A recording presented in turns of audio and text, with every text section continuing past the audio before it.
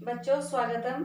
आज हम वैज्ञानिक चेतना के वाहक चंद्रशेखर वेंकट रमन का तीसरा भाग देखेंगे।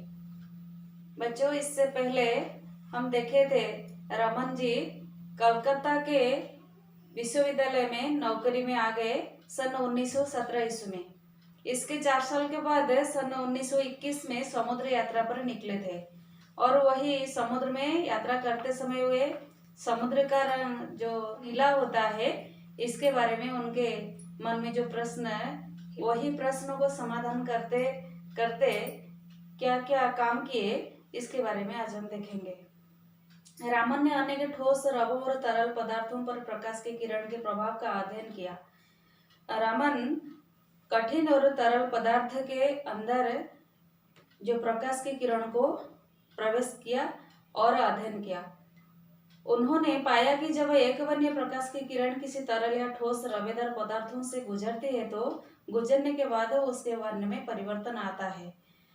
उन्होंने क्या इस समझने के लिए पाया कि एकवर्णीय प्रकाश का मतलब एक जो रंग है, एक प्रकार के रंग, ये रंग किसी तरल या एक रंग का जो किरण किसी तरल या कठिन पदार्थ के अंदर जब निकलता है या गुजरता है तो गुजरने के बाद उसके वर्ण में कोई परिवर्तन होता है।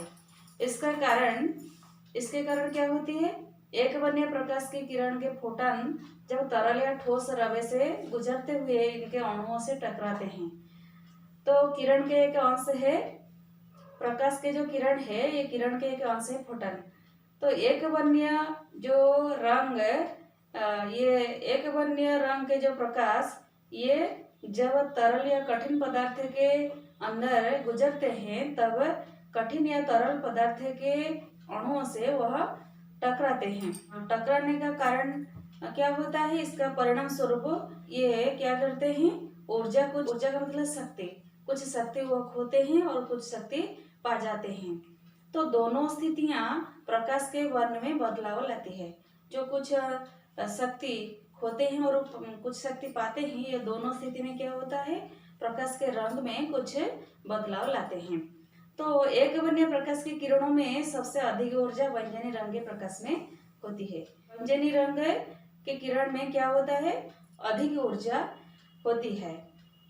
व्यंजनी के बाद क्रमशः क्या होता है, नीले, आसमानी, हरे, पीले, नारंगी और लाल वर्ण का नंबर आता है। तो ये सारे रंग धीरे धीरे कम ऊर्जा वाले होते हैं। तो लाल वर्ण वाला जो है, इस प्रकार लाल वर्णीय प्रकाश की ऊर्जा सबसे कम होती है। लाल वर्ण में सबसे कम शक्ति होती है।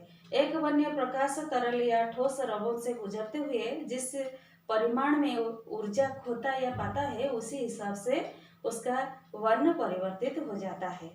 तो ये सारे जितने हम रंग देखे, ये रंग क्या करते हैं, उसी के हिसाब से ऊर्जा खोते हैं और पाते हैं। व्यंजनी में ज्यादा और इससे थोड़ा कम है नीले रंग में, इससे थोड़ा आसमानी, इससे थोड़ा कम हरे और इससे थोड़ा कम पीले। इसी तरह लाल वर्ण में सबसे कम ऊर्जा होती है। तो समझने के बाद रमन ने क्या किया, रामन की खोज भौतिकी के क्षेत्र में एक क्रांति के समान थी। तो भौतिकी विज्ञान में इनका जो खोज एक क्रांति समान थी। तो इसका पहला परिणाम तो यह हुआ कि प्रकाश की उस शक्ति, प्रकाश की प्रकृति के बारे में आइंस्टाइन के विचारों का प्रायोगिक प्रमाण मिल गया। इससे पहले आइंस्टाइन प्रकाश के बारे में बताए थे लेकिन इसका प्रयोग नहीं किए थे, प्रमाण नहीं दिए थे। तो आइंस्टाइन के जो पूर्ववर्ती वैज्ञानिक प्रकाश को रंग के रूप में मानते थे। तो मगर आइंस्टाइन ने बताया कि प्रकाश अति सूक्ष्म कणों की तीव्र धारा के समान है।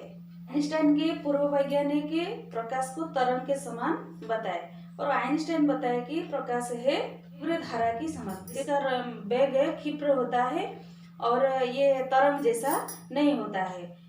अति सूक्ष्म कणों की तुलना आइंस्टाइन ने बुलेट से की। ये जो आइंस्टाइन बताए कि जो सूक्ष्म कणिका है, किसमें, आलोक में जो सूक्ष्म कणिका है, ये बुलेट से इसका तुलना किया है और इसका नाम दिया फोटॉन। आइंस्टाइन ने बुलेट से क्यों इसका तुलना किया, क्योंकि बंदूक की गोली जैसे क्षिप्र वेग से निकलती है तो इसी के समान ये जो सूक्ष्म कणिका प्रकाश में जो सूक्ष्म कणिका है यह इसी तरह क्षिप्र वेग में निकलता है, इसलिए इसका नाम दिया गया फोटन। तो रामन के प्रयोगों ने आइंस्टाइन की धारणा का प्रत्यक्ष प्रमाण दे दिया। आइंस्टाइन जो धारणा दिए थे आलोक सूक्ष्म कणों की तीव्र धारा है, इसका प्रमाण दे दिया रामन, और आइंस्टाइन की धारणा का प्रत्यक्ष प्रमाण दे दिया। क्योंकि एकवर्णीय प्रकाश के वर्ण में परिवर्तन यह सातुर प्रमाणित करता है कि प्रकाश की किरण तीव्रगामी सूक्ष्म कणों के प्रवाह के रूप में व्यवहार करती है।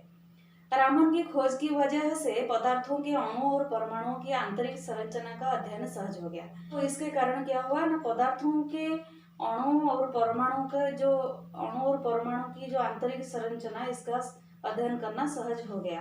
पहले से इस काम के लिए इंफ्रारेड स्पेक्ट्रोस्कोपी का सहारा लिया जाता था। यह मुश्किल तकनीक है और गलतियों की संभावना बहुत अधिक रहती थी। पहले जब अध्ययन किया जाता था तो इससे क्या होता था, गलती का संभावना था। रामन की खोज की वजह से पदार्थों के अणुओं और परमाणुओं की आंतरिक संरचना का अध्ययन सहज हो गया। पहले इस काम के लिए इंफ्रारेड स्पेक्ट्रोस्कोपी का सहारा लिया जाता था। यह मुश्किल तकनीक है और गलतियों की संभावना बहुत अधिक होती है।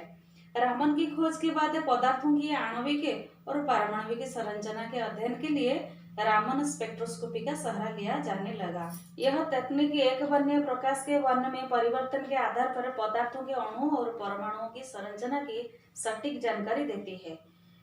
प्रकाश की किरणों में जो अणु और परमाणु है, इसका जो जानकारी हमें सहज हो गया, किसके माध्यम से, रामन स्पेक्ट्रोस्कोपी के माध्यम से। इस जानकारी की वजह से पदार्थों का संश्लेषण प्रयोगशाला में करना तथा अनेक उपयोगी पदार्थों का कृत्रिम रूप से निर्माण संभव हो गया है। तो रामन स्पेक्ट्रोस्कोपी के सहारे ऐसा ही हमारा उपकार हुआ। तो बच्चों, आज के लिए इस विषय को यहीं पर रखेंगे।